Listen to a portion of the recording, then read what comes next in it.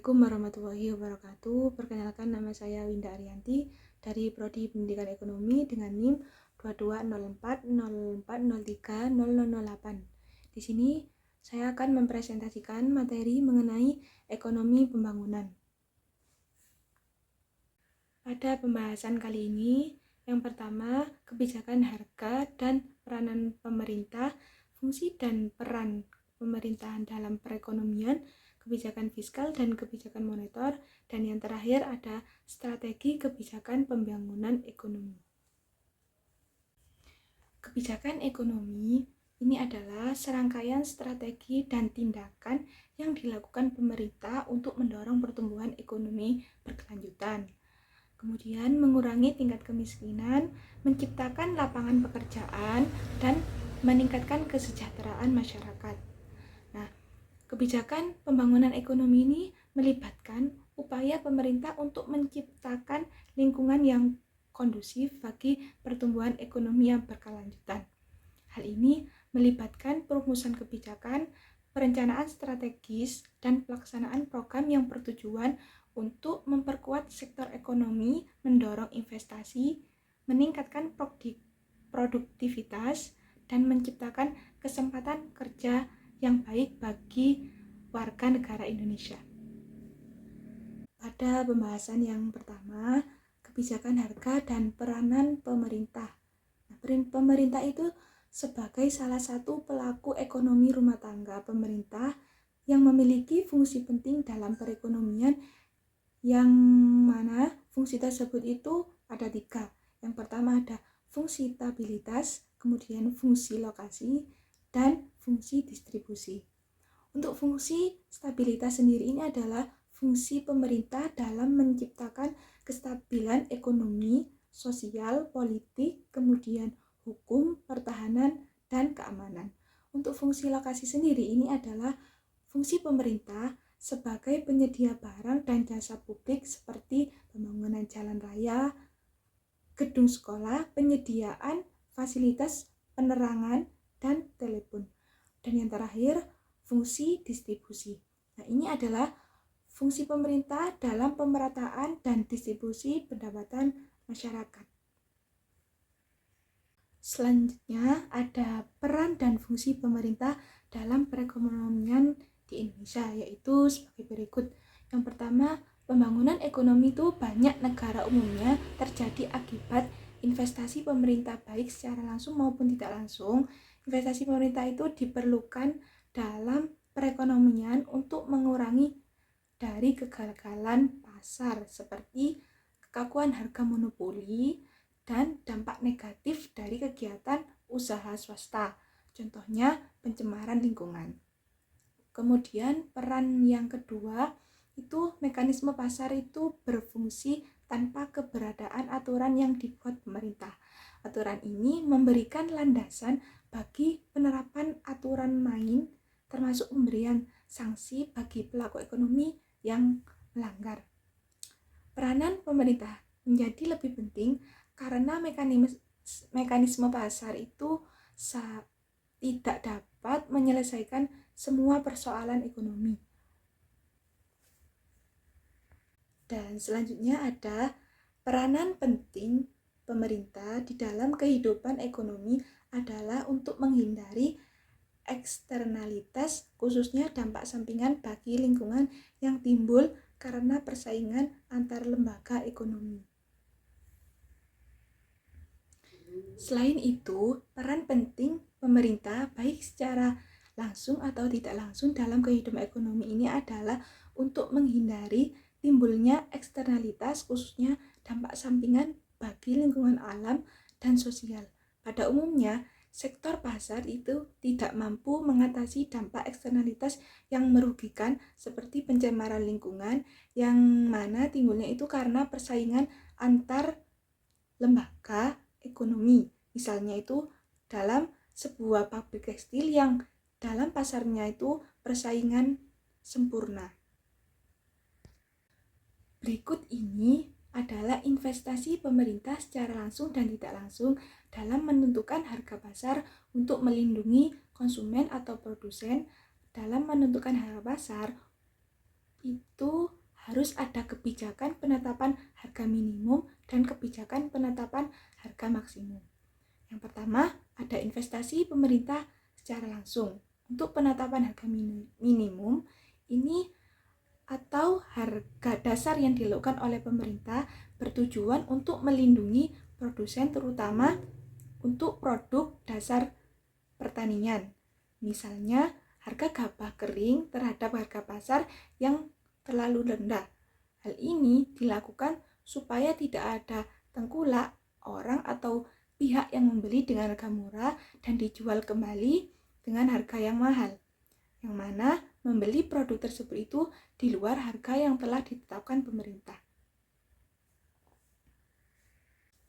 Kemudian ada investasi pemerintah secara tidak langsung. Untuk penetapan pajak, kebijakan ini dilakukan oleh pemerintah dengan cara mengenakan pajak yang berbeda-beda untuk berbagai komoditas. Misalnya, untuk melindungi produsen dalam negeri, pemerintah dapat meningkatkan tarif pajak yang tinggi untuk barang impor. Hal tersebut menyebabkan konsumen itu membeli produk dalam negeri dengan harga yang relatif sangat murah. Dan selanjutnya ada kebijakan moneter di Indonesia.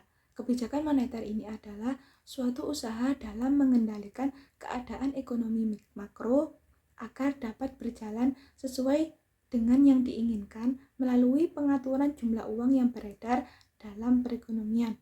Usaha tersebut dilakukan agar terjadi kestabilan harga dan inflasi serta terjadi peningkatan output keseimbangan. Pengaturan jumlah uang yang beredar pada masyarakat diatur dengan cara menambah atau mengurangi jumlah uang yang beredar. Next, kebijakan moneter ini dapat digolongkan menjadi dua golongan. Yang pertama, kebijakan moneter ekspansif. Ini adalah suatu kebijakan dalam rangka menambah jumlah uang yang edar. Yang kedua, kebijakan moneter konstruktif. Ini adalah suatu kebijakan dalam rangka mengurangi jumlah uang yang diedar, disebut juga dengan kebijakan uang ketat. Kebijakan moneter ini dapat dilakukan dengan adanya instrumen kebijakan moneter, yaitu antara lain yang pertama ada operasi pasar terbuka, yakni cara mengendalikan uang yang beredar dengan menjual atau membeli surat berharga pemerintah. Jika ingin menambah jumlah uang beredar, pemerintah akan membeli surat berharga pemerintah. Namun, bila ingin jumlah uang yang beredar itu berkurang, maka pemerintah akan menjual surat berharga tersebut kepada masyarakat. Dan selanjutnya ada fasilitas diskonto.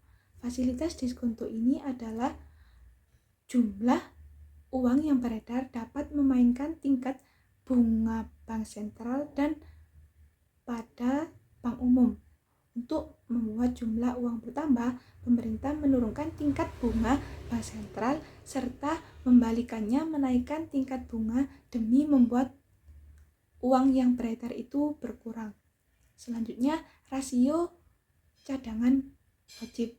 Rasio cadangan wajib ini adalah mengatur jumlah uang yang beredar dengan memainkan jumlah dana cadangan perbankan yang harus disimpan pada pemerintah. Untuk menambah jumlah uang pemerintah harus menurunkan rasio jumlah uang yang beredar dan pemerintah juga menaikkannya. Yang terakhir ada himbauan moral. Himbauan moral ini adalah kebijakan moneter untuk mengatur jumlah uang beredar dengan jalan memberi imbauan kepada pelaku ekonomi. Contohnya seperti menghimbau perbankan pemberian kredit untuk berhati-hati dalam mengeluarkan kredit agar mengurangi jumlah uang beredar dan menghimbau untuk bank meminjamkan uang lebih ke bank sentral agar memperbanyak jumlah uang beredar pada perekonomian. Untuk itu, Jika pajak diturunkan, maka kemampuan daya beli masyarakat akan meningkat dan industri akan dapat meningkatkan jumlah output. Dan sebaliknya, kenaikan pajak akan menurunkan daya beli masyarakat serta menurunkan output industri secara umum.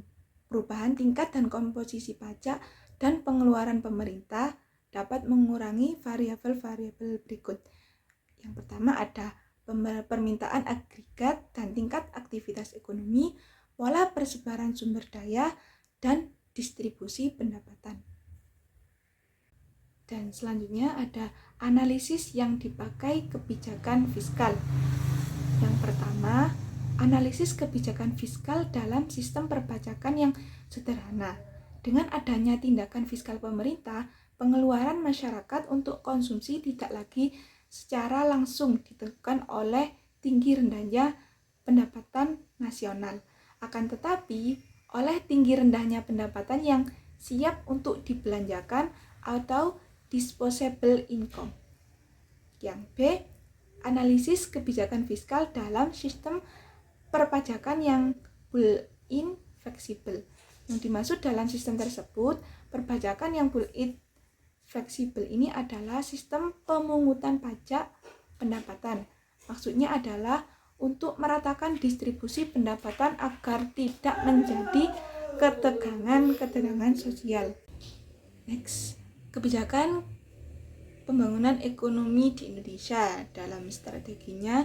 Yang pertama, mengembangkan koridor pembangunan ekonomi Indonesia dengan cara membangun pusat-pusat perekonomian di setiap pulau. Selain mengembangkan klaster industri berbasis sumber-sumber superior, baik komoditas maupun sektor. Koridor pembangunan ekonomi Indonesia ini terbagi dalam 4 tahap. Yang pertama, mengidentifikasi pusat-pusat perekonomian, misalnya ibu kota provinsi, menentukan ekonomi pembangunan antara pusat dengan provinsi, seperti track barang, validasi untuk memastikan sejalan dengan ekonomi pembangunan nasional, yakni pengaturan arca tempat tinggal dengan sistem infrastruktur serta fasilitas, menentukan hubungan lokasi sektor fokus guna menunjang fasilitas, misalnya menghubungkan arca pertambangan dengan kawasan pemrosesannya. Yang B, memperkuat hubungan nasional baik secara lokal maupun internasional. Hal ini bisa mengurangi biaya transaksi, menciptakan sinergi antara pusat-pusat pertumbuhan, dan menyadari perlunya akses ke sejumlah layanan.